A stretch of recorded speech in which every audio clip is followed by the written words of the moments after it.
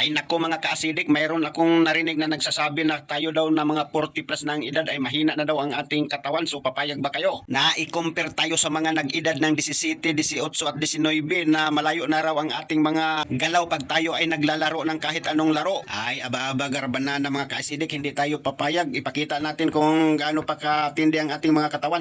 Garbanan na mula nang narinig ko ang salita na yun mga ka-acidic, nilagyan ko agad ng hangin ang aking bula dahil pupunta ako ngayon sa gym. Dahil hindi salita ang gumagawa, kung di ang gumagawa ang yon ang salita. Agoy, tama ba yun? Agoy, garbanana, andito na ako ngayon sa labas mga ka-acidic dahil malapit lang dito sa amin ang gym. Dahil sa salita na yon at challenge ako mga ka-acidic, kaya kayong mga 40 plus na ang edad, bumili na kayo ng bula at magpapawis na. Dahil hindi lang to basta-bastang laro, kung di exercise na din sa ating katawan. Maganda ang pakiramdam mga ka-acidic kapag pinawisan ng iyong katawan. Katawan, oy garbanana. Eto na mga ka-acidic, lumalaban pa ako kahit walang kalaban. Garbanan na. Ang sabi nila mga ka-acidic, matanda na daw tayo dahil 40 plus na ang ating edad.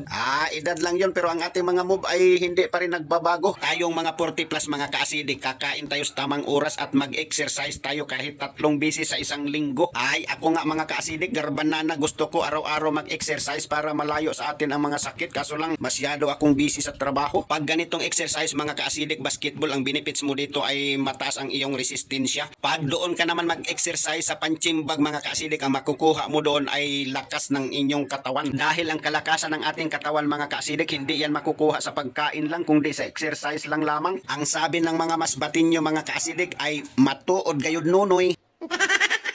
Hindi ko na nabilang kung ilang shot na mga ka-acidic dahil kinokontrol ko lang tong pulso ko kung gagana pa ba to. Sa totoo lang ay madali rin tayong mapagod, kaya step by step lang mga ka-acidic kung nagsimula ka pala mag-exercise. At dahil mag-iisang oras na tayo dito mga ka-acidic, pauwi na lang tayo dahil nauuhaw na ako. Hindi ka tatamarin dito maglaro ng basketball mga ka-acidic dahil ang linis ng gym ng Barangay San Jose, Cebu City. Shout out Sunok Purok Uno, Cebu City, lalo na sa mga viewers ko dito. Thank you for watching.